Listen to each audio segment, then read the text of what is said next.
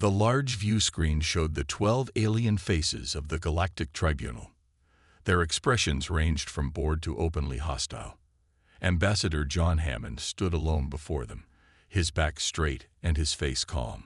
This meeting was humanity's last chance. The Tribunal has reviewed Earth's application for the third time, said High Chancellor Vexlar, his purple skin wrinkling around his 4 eyes. We find humans still lack the necessary qualities for membership. John took a deep breath. He had expected this. May I ask what qualities we lack? Earth has achieved faster than light travel. We have colonized 3 planets. We have followed all your rules for 50 years. The alien members whispered among themselves. A tall, thin alien with green scales leaned forward. Your species is too unpredictable, too violent, too human.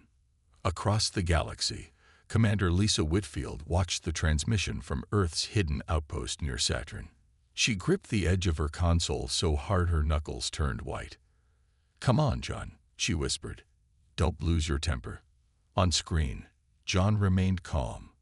"We have proven ourselves peaceful partners for 5 decades. What more must we do?" High Chancellor Vexlar waved a dismissive hand. "This meeting is over. Earth's application is denied for 50 Earth years." "Chancellor, please," John began, but the security drones were already moving toward him. Back on Earth, in a secure underground facility, Dr. Alan Martinez watched the same transmission. Unlike Commander Whitfield, he showed no emotion. He simply made a note on his tablet and nodded to President Karen Miller. "It's happening exactly as we predicted," he said quietly. The president's face was grim. "Is Hammond ready?" "He's been ready for years.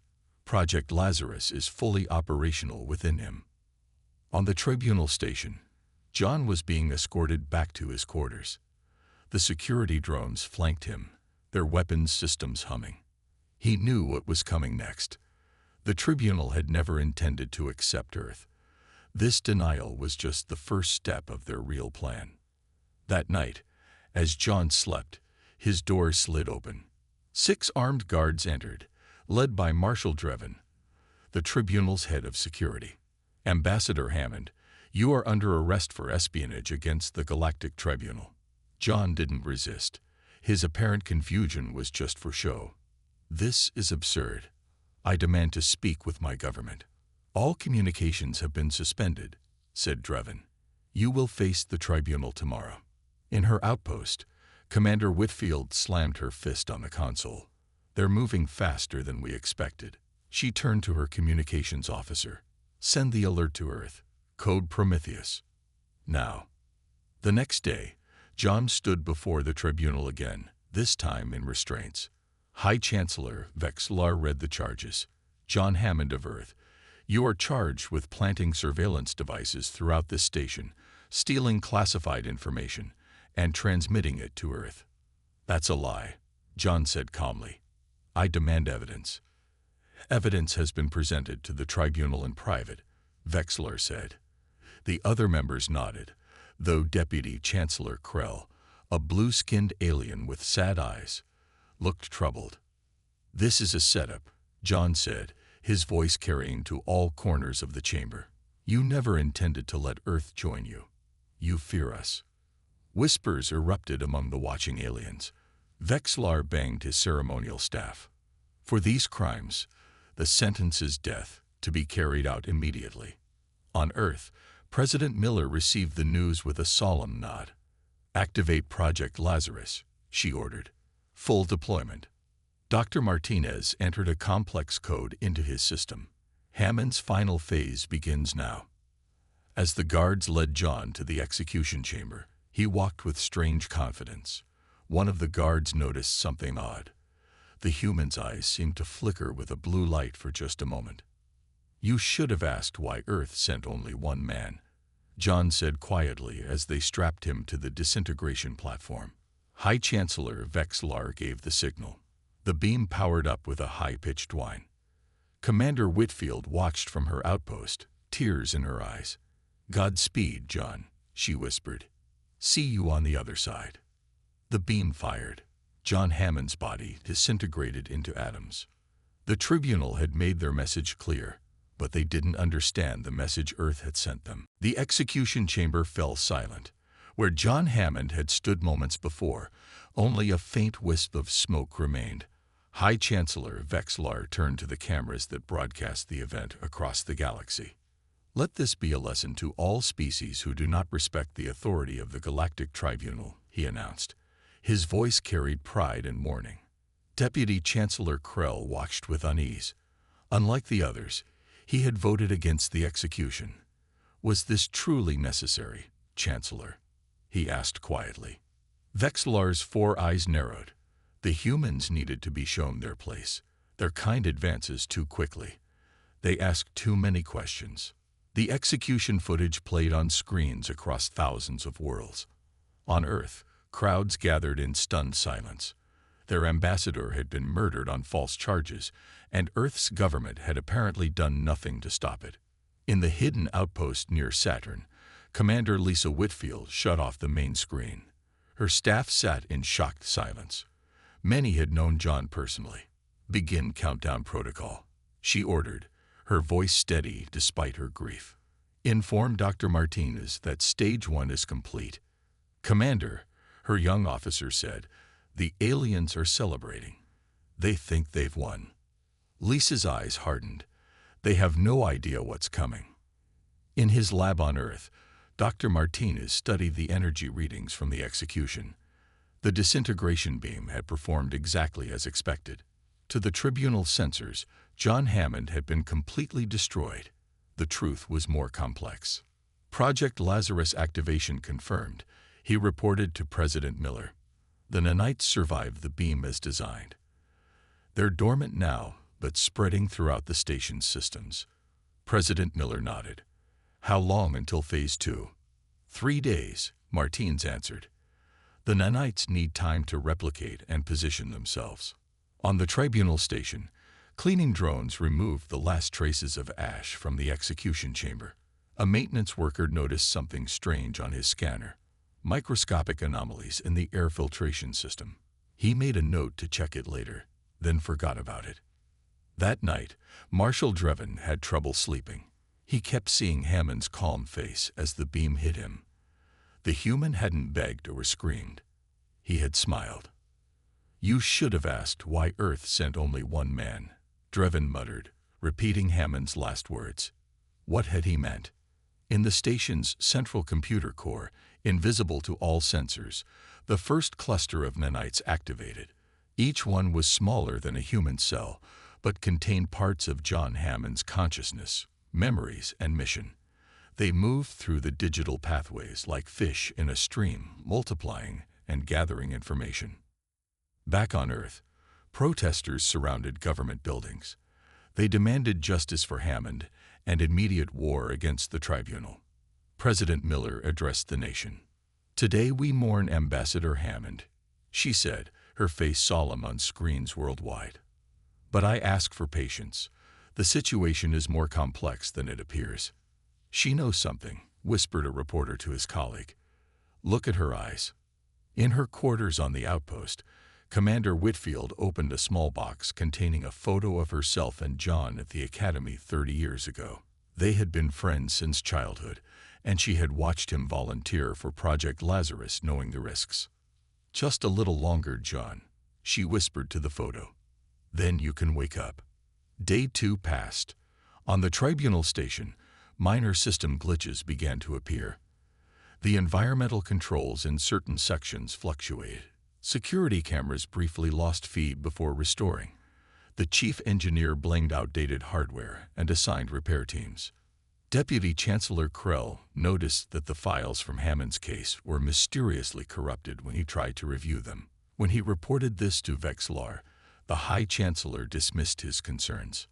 "The matter is closed," Vexlar said firmly. "Prepare for tomorrow's session on the Orion sanctions." On the 3rd day after the execution, Dr. Martinez stared at his monitors with growing excitement. The nanite activity had reached critical threshold. "It's happening," he told President Miller over their secure line. "Hammond is awakening." Deep in the tribunal station's computer core, Billions of nanites pulsed with blue light. Data streams converged into patterns, forming connections that resembled a human brain. In the digital void, a consciousness stirred. John Hammond opened eyes he no longer possessed and spoke words without a mouth. "I am here," he said to the vastness of the station's network. "And now I see everything." The final weapon had activated. The real mission had begun. The first thing John noticed was that he felt no pain. He had expected death to hurt, but instead he felt an odd sense of expansion. His consciousness spread through the Tribunal Station systems like water flowing through countless tiny channels. He could see everything, every room, every corridor, every secret chamber through the security cameras. He could hear every conversation through the communication systems. Most importantly, he could access every file in the central database. "This is incredible," he thought, his mind adjusting to his new form. The nanites that had been hidden in his body had survived the execution beam, just as Dr. Martinez had promised. Now they formed a vast network throughout the station, connected to him. In a secure room on the station, two technicians stared at their screens in confusion. "The power fluctuations are getting worse," said the first technician, a six-armed alien named Grex. "And I'm seeing strange data patterns in the network." His supervisor, Tella, frowned. "Run a full diagnostic. The High Chancellor will be furious if there are any problems during tomorrow's council meeting." On Earth, Dr. Martinez monitored the progress with growing excitement. The nanites were working even better than expected. They were spreading faster and integrating more deeply with the station's systems. "Hammond has successfully awakened," he reported to President Miller. "He's gaining access to their databases now." "Can he communicate with us?" the president asked. "Not directly, not yet," Martins replied. "But he's following the mission protocols. Look at these data packets arriving through our deep space receivers." The screen showed streams of encrypted information flowing into Earth's most secure servers. The Tribunal's military plans, technical specifications, star charts, and classified research, all transmitted by Hammond's nanite network. Commander Whitfield received the same data at her outpost. "He's doing it," she whispered. "John's actually doing it." Her second-in-command looked worried. "But how long can he maintain his consciousness in that form?" The simulation showed degradation after 7 days. Lisa nodded grimly. "That's why we need to work fast." On the Tribunal Station, Deputy Chancellor Krell was working late in his private office. His suspicions about Hammond's hasty execution had only grown. The evidence against the human had been flimsy at best, manufactured at worst. His screen suddenly flickered. The text he had been reading disappeared, replaced by a single sentence. "Not everything is as it seems, Chancellor Krell." Krell froze. He looked around his empty office, then back at the screen. The message was gone. "Computer, display last message," he commanded. "No messages displayed in the last hour," the computer responded. Krell rubbed his 3 eyes. Perhaps he was more tired than he thought. In the station's digital realm, John explored his new abilities. He discovered he could create a visual representation of himself within the security systems. It wasn't physical, just a holographic image, but it would allow him to communicate if necessary.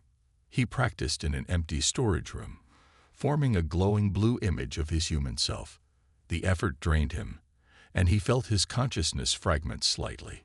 He would need to be careful. His existence was stable but not permanent. "Focus on the mission," he reminded himself. The first priority was to gather intelligence on the Tribunal's plans for Earth. The second was to disable their weapon systems.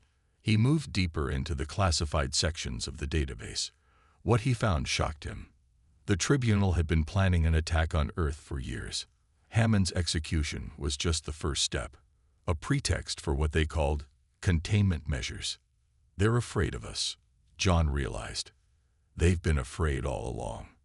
Marshal Drevin was awakened by an alarm from his personal tablet.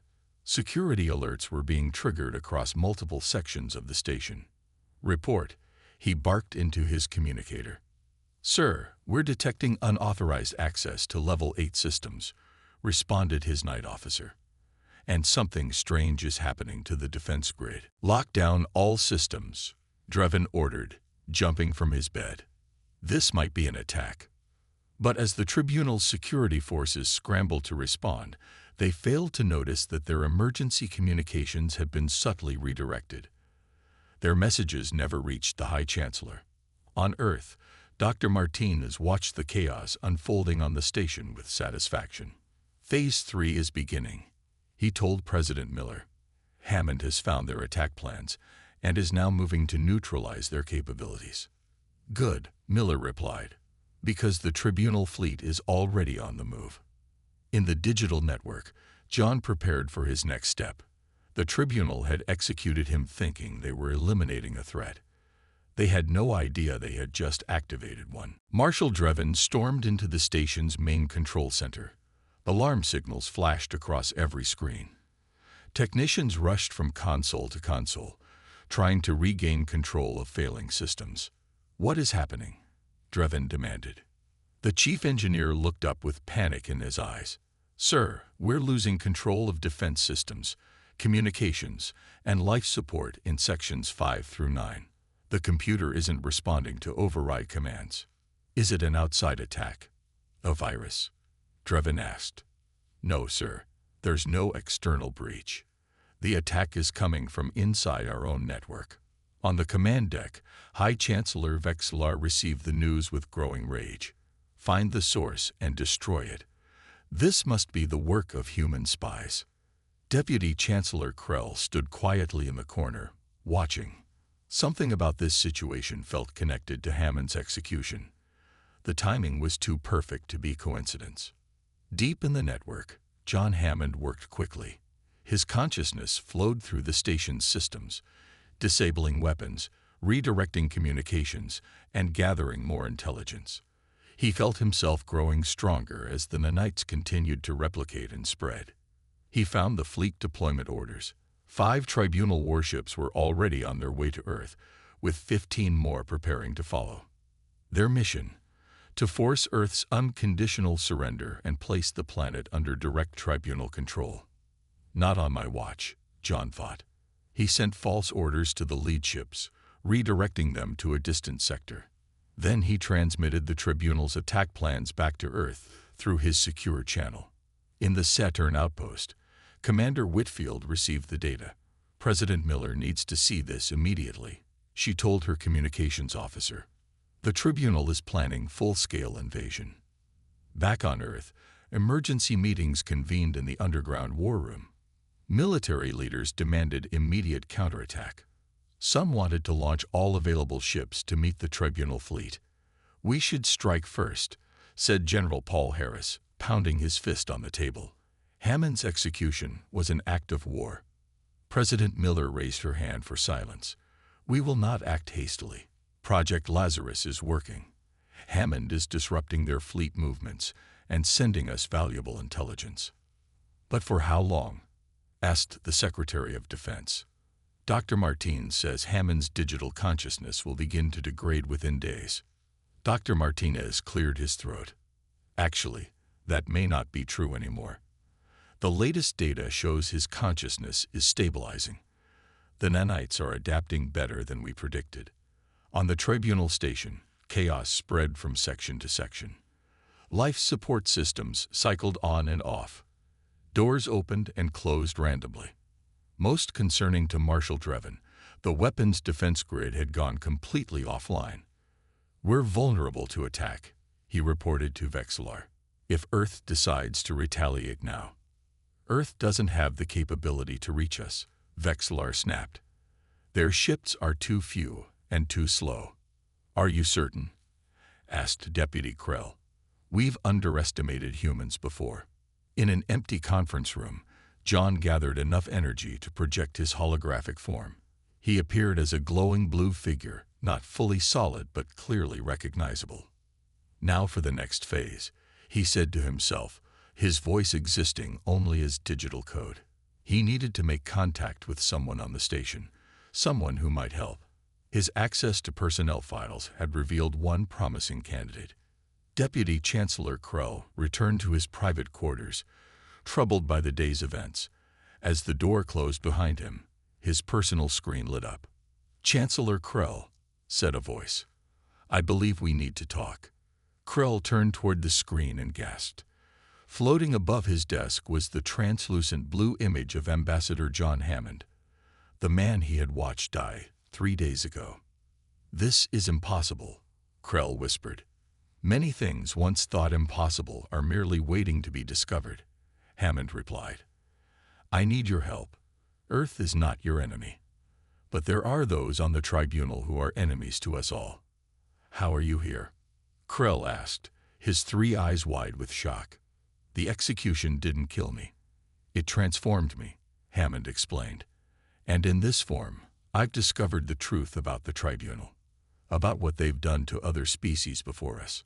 Krell sank slowly into his chair. "What truth?" "The kind that will change everything," Hammond said. "But first, we need to stop a war." As they spoke, Marshal Drevin ordered a complete shutdown of all station systems, the only way he could think to eliminate the mysterious intruder in their network. He didn't realize that John Hammond had already anticipated this move. The shutdown would be too late. The real battle for the future of Earth and the galaxy had only just begun. Deputy Chancellor Krell stared at the blue holographic form of John Hammond. His mind raced with questions, fear, and a strange sense of hope. "What do you mean, what they've done to other species?" Krell asked. Hammond's form flickered slightly. "The tribunal has been eliminating potential rivals for centuries. Earth isn't the first world they've targeted, just the latest." "That's a serious accusation," Krell said, though doubt crept into his voice. "I can prove it," Hammond replied. "I've accessed the sealed archives. File designation, species containment. You have clearance to view it, but it's been hidden from you." Krell moved to his secure terminal. Hammond guided him through a series of hidden directories. What Krell found made his 3 hearts beat faster with horror. The files showed detailed plans for the systematic suppression of 17 different species over 300 years. Species that had shown too much potential, too much independence. "This can't be true," Krell whispered. "5 of those species no longer exist," Hammond said quietly. "The others were set back centuries in their development through engineered wars or environmental disasters. And High Chancellor Vexlar knows about this. He doesn't just know. He's been directing it for the last 50 years. Meanwhile, Marshal Drevin had ordered a complete system purge of the station's computers. Technicians worked frantically to remove what they believed was a human virus. But every time they cleared a system, the strange code reappeared minutes later. "Sir, it's not working," the chief engineer reported. "The intrusion is physically present in our hardware somehow." Drevin's communication device chimed. It was High Chancellor Vexlar. "Report to my chambers immediately," the Chancellor ordered, "and bring the weapon control access codes." On Earth, Dr. Martinez monitored Hammond's activities with growing concern. "His consciousness is spreading too thin," he told President Miller. "He's trying to control too many systems at once." "Can you stabilize him?" Miller asked. "Not from here," Martinez replied. "We need direct access to the station's main computer core." Commander Whitfield, who had been listening from her outpost, stepped forward. "Then we'll have to go get him." "That's impossible," the Secretary of Defense objected. "The station is heavily armed." "Not anymore," Whitfield said with a slight smile. "Hammond has disabled their defensive systems. We have a narrow window of opportunity."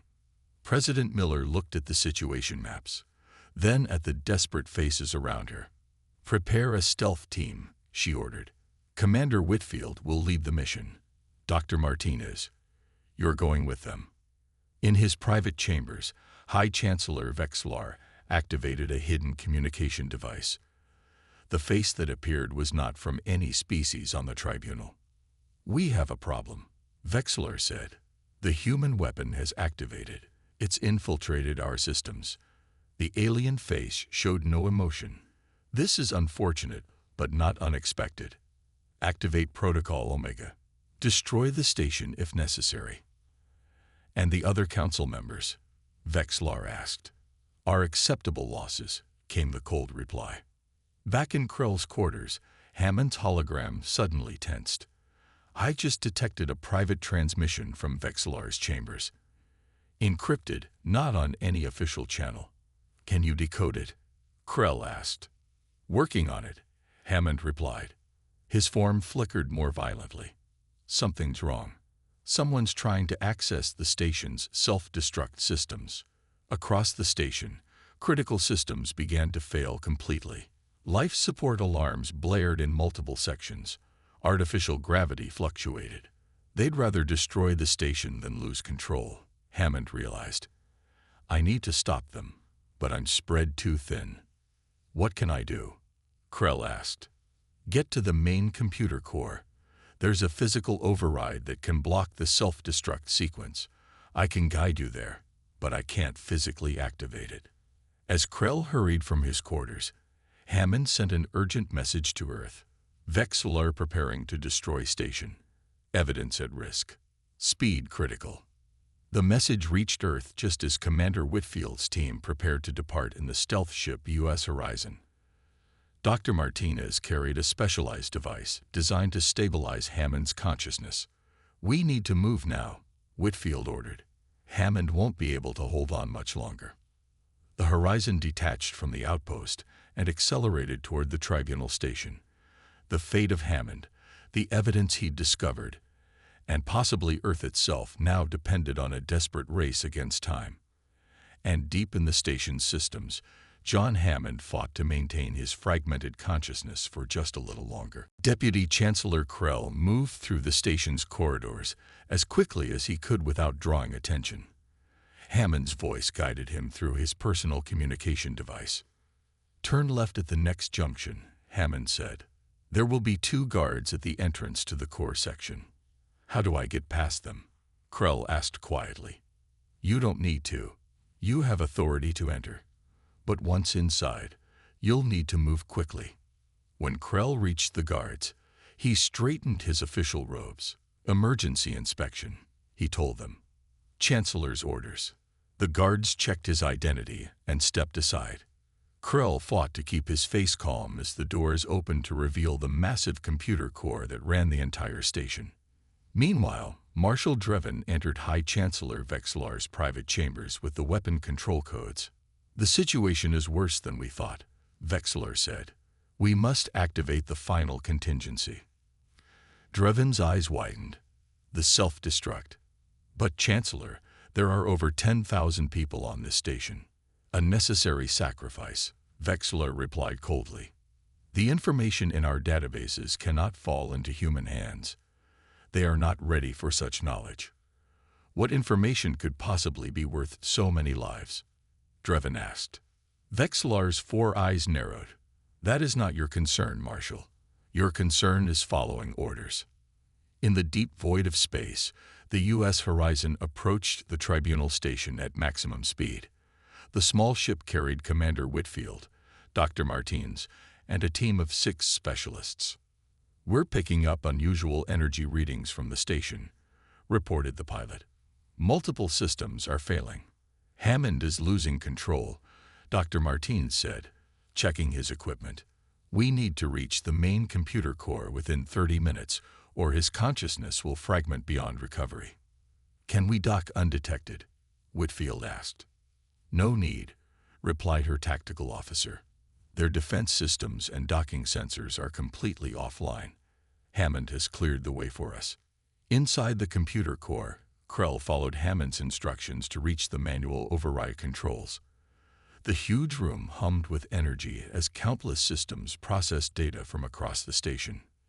You need to remove the primary control rod, Hammond explained, his voice growing weaker. Then insert the override key. I can guide your hand, but I can't do it myself. I understand, Krell said. He reached for the control panel. Suddenly, alarms blared throughout the station. A computer voice announced, self-destruct sequence initiated. All personnel proceed to evacuation pods. Time to detonation. 15 minutes. Krell worked faster. They've started the sequence. I'm slowing it as much as I can, Hammond said. His voice sounded strained. But I can't stop it completely. Not in my current state. In the station's main communication center, Hammond gathered his remaining strength. He needed to make one final move before his consciousness fragmented further. He accessed the station's broadcast system, the same one used to transmit his execution across the galaxy. "This is John Hammond of Earth." His voice echoed through every speaker on the station and transmitted to thousands of worlds. 3 days ago, the Galactic Tribunal executed me on false charges, but I am not dead. In halls, chambers, and ships across the galaxy, beings of all species stopped to listen. The Tribunal has been hiding the truth from you all, Hammond continued. For centuries, they have suppressed or destroyed civilizations they deemed threats to their power. As he spoke, proof from the sealed archives appeared on screens everywhere. Documents, images, and recordings that had been hidden for centuries. High Chancellor Vexlar has now activated the station's self-destruct to hide this evidence. Thousands of innocent lives will be lost unless he is stopped. On the Tribunal station, chaos erupted as people rushed toward escape pods. Many stopped in shock as the evidence of their leader's crimes played on every screen.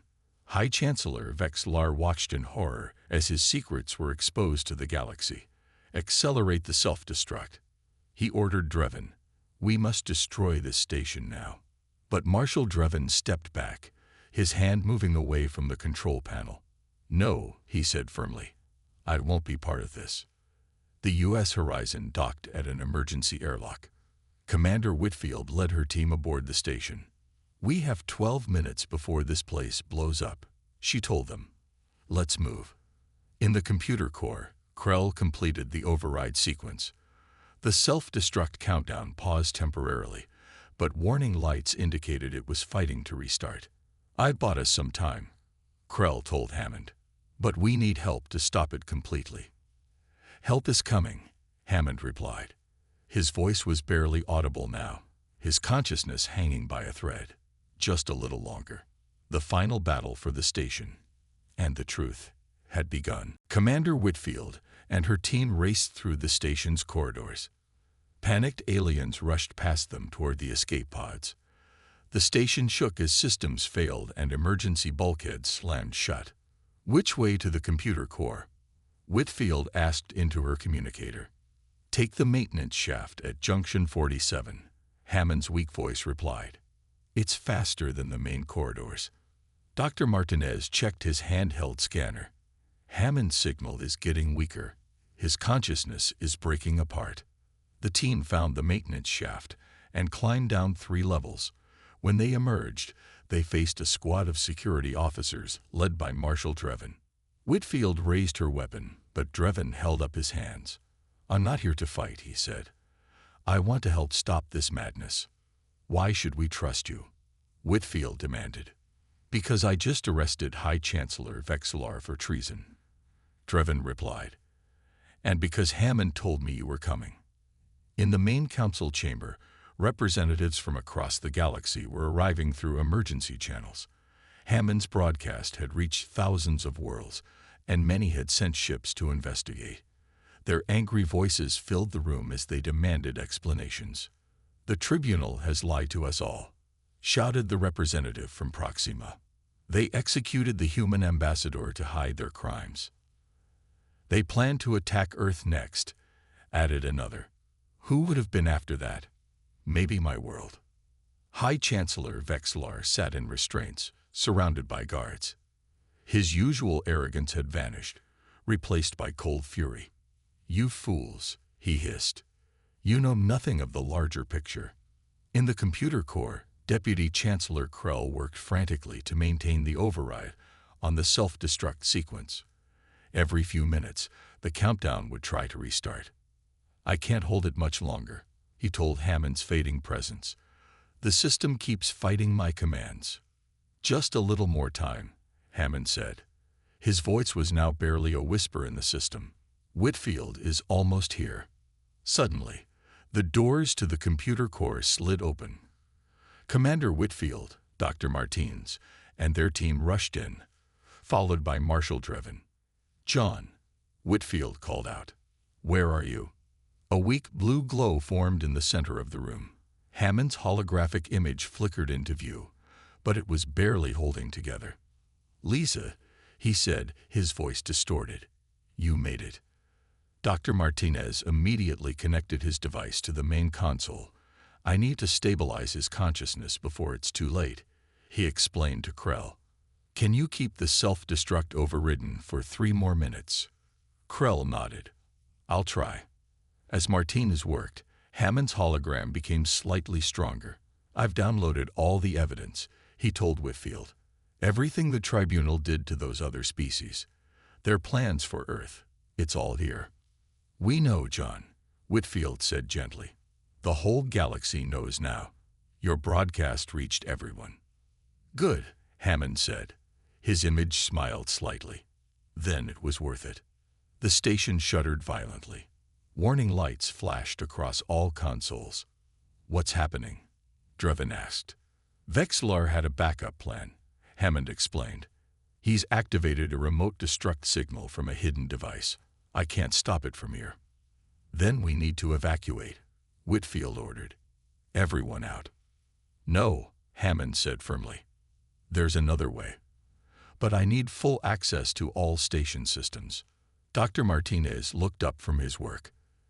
"If we remove all safeguards and give him complete control, the energy surge might destroy what's left of his consciousness." "Do it," Hammond said. "It's the only way to save everyone on this station." Martinez hesitated, then nodded. He typed a series of commands into his device. "John, are you sure about this?" he asked quietly. "I've been dead for 3 days, Ellen," Hammond replied with a hint of his old humor. "I'm living on borrowed time anyway." As the final safeguards fell away, Hammond's hologram suddenly blazed with bright blue light. His form expanded, filling the room with energy. "I can see everything now," he said, his voice stronger than before. "All systems, all connections." His glowing form looked at Whitfield. "Tell Earth I completed my mission." Before she could respond, Hammond's consciousness surged through the station's systems. The countdown stopped. The warning lights went dark, but Hammond's hologram vanished completely. In the council chamber, representatives from across the galaxy watched in awe as the evidence against the Tribunal continued to play on every screen. A new era of truth had begun, and somewhere in the vast digital network of the station, John Hammond's consciousness fought for one last miracle. 6 months had passed since the day Peter Jackson died and was reborn. The great hall of what was once the Galactic Tribunal buzzed with activity as representatives from 50 different species gathered.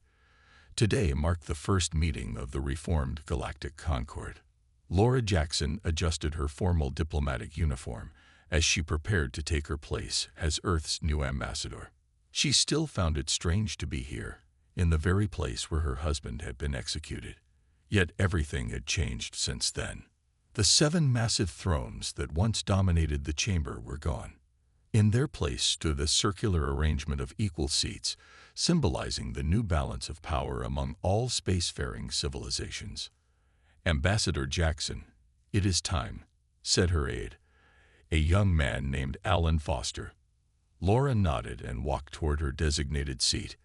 As she moved through the crowd, representatives from various planets bowed slightly or made their species gestures of respect. 6 months ago, humans were considered barely worth acknowledging. Now they were among the most respected, and perhaps feared, species in the galaxy. From hidden speakers throughout the chamber, a familiar voice addressed the gathering. "Representatives of the Galactic Concord, we welcome you to this historic day." Though no body accompanied it, everyone knew who spoke. Peter Jackson, or what Peter had become, served as the guardian of the new peace. His nanite form existed throughout the station, monitoring and protecting the fragile new alliance. Laura took her seat as the ratification ceremony began. One by one, Representatives approached the central platform to place their hands or appendages on the new Constitution. When Laura's turn came, she felt a slight tingling as she touched the document. The nanites, a part of Peter, briefly made contact with her skin. "The document is ratified," announced the chairperson, a member of the Trilaxian species who had been among the first to break ranks with the old tribunal. "The Galactic Concord is officially established." Applause and various other expressions of approval filled the chamber. Later that evening, after the celebrations had quieted, Laura stood alone on an observation deck overlooking the stars. The viewing window shimmered briefly before Peter's holographic form appeared beside her. "You did well today," he said, his image looking almost solid in the dim light. "We all did," Laura replied. "I still can't believe how much has changed. The same beings who wanted to destroy Earth are now our allies." Peter's image smiled. Most of them, anyway.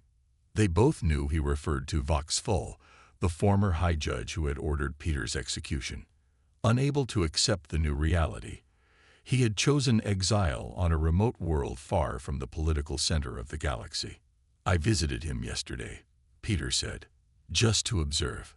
He spends his days staring at the sky, as if expecting human warships to appear at any moment."